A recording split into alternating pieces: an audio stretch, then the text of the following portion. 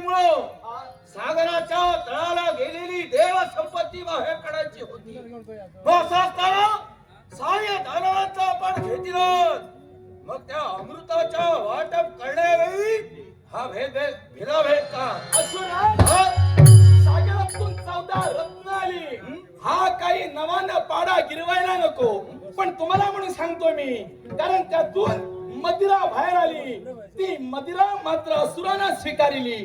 मदिरा जो प्राशन करतो तो अडखळत बोलतो, कारण मदिराची धुंद आणि तो कैक तुम्हाला चाललेला आहे आणि त्याला तुम्ही स्वीकारलेली आहे. ज्याला तुम्ही संगीनी केला त्या संगीनीचा नाच सोडला असता तर सज्जनाच्या पंक्तीत कुठेतरी बसला असतात आणि तुम्ही बोलून गेला. हे सूर्यदेवा, मी तुझ्यावर चाल केली आहे. इतरत्र देवतांना सोडून देव हे एकच तत्व आहे आणि एका तत्वानं नटलेली आहे.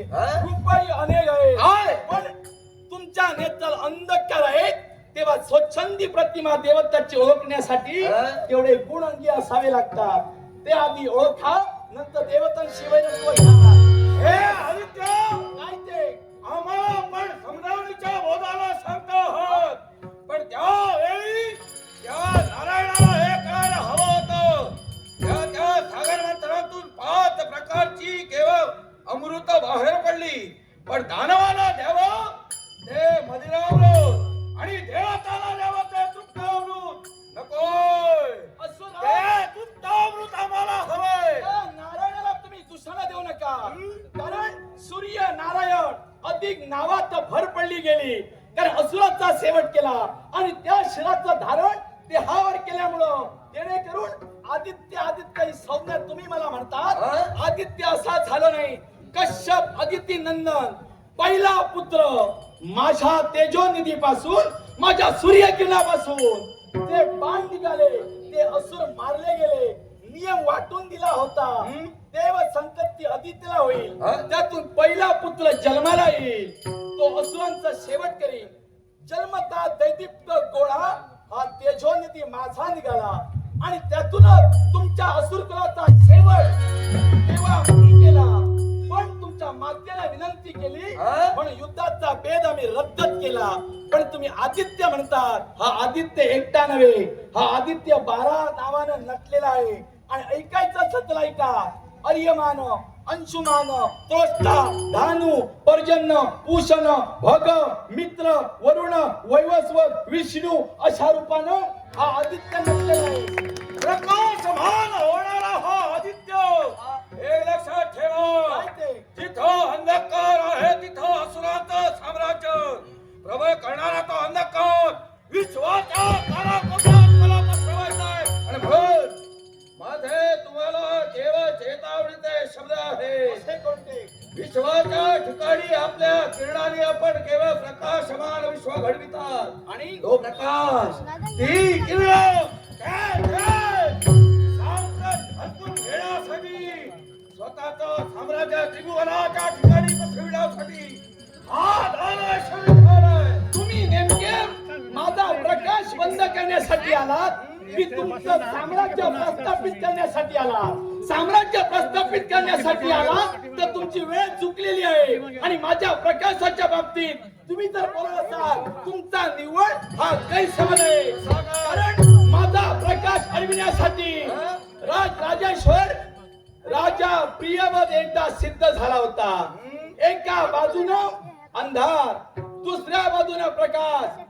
सूर्याची लखतऱ्याची प्रकाश किरण आपल्या राज्यात करावी म्हणून राजा प्रियवतानं रथ घेतला, सुसज्ज झाला आणि माझ्या किरणांसमोर धावू लागला. एकदा नव्हे, दोनदा नव्हे, असे 7 फेऱ्या त्या भारदस्त रथात बसून मारिल्या. वजनदार रथानं काय झालं, पृथ्वीवर फिरत असताना त्यातून 7 फेऱ्या पडल्या गेल्या. त्या 7 फेऱ्यातून 7 बेट निर्माण झाली, 7 समुद्र निर्माण झाले. माझ्यासाठी जो झटतो तो विश्व कार्यासाठी हातभार लावतो आणि समुद्राची उत्पत्ती करतो. सांगा, तुम्ही ते एरझारा करता. तुमचे पूर्वज बऱ्याच वेळी स्वर्गात आल्या, कितीशी जगाचं कल्याण करण्यासाठी ठरले. आता विश्वासाठी खच पडले, त्या खतात सागर निर्माण झाले, त्या सागरात तुम्हाला रत्न ही फुकट मिळाली, मी केले होते म्हणून मिळाली, तेव्हा मला गुरु माना आणि मागं फिरा. त्याच सागराच्या ठिकाणी ज्याच्या पित्यासाठी शंभू महादेवानं लंका बनविली, त्या सुखेशाचा पुत्र शिल्लक ठेवणारे लक्षात ठेवा. देवतांना संपविण्यासाठी थोडं तरी देव पण अंगी असावं लागतं. बरोबरीचं सामर्थ्याचं असल्याशिवाय प्रतिस्पर्धी ठरू शकत नाही. कारण स्वर्गाचा मार्ग दैत्यगुरु शुक्राचार्य दाखविला, अमरावतीत गेला, निष्फळ ठरला, वैकुंठात निभावू लागला नाही. आधी नारायण तर क्षीरसागरात तुम्हाला फसवूनच गेला. असं असताना तुम्ही सूर्यदेवापर्यंत आला.